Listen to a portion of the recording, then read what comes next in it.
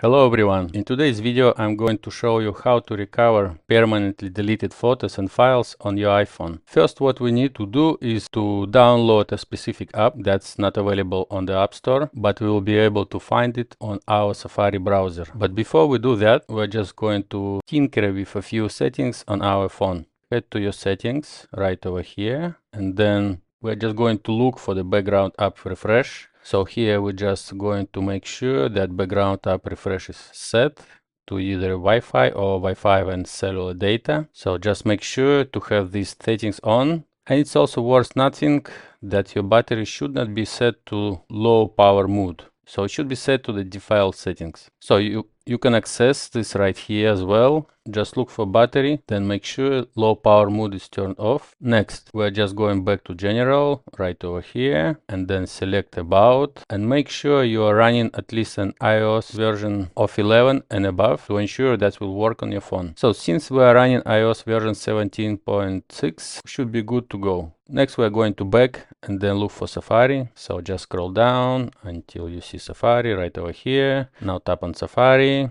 and then scroll all the way down until you see the advanced settings. Under advanced settings, we're just going to make sure that JavaScript is toggled on. So once you have all those settings in play, we're just going to go to back and then open Safari and then make sure to type in vivahelper.com. And as you can see, we're already here. We're going to use this website to download a specific app we're going to be using. Here we're just going to search for the app, call it Photo Recovery. So right here you can see that it's already appeared.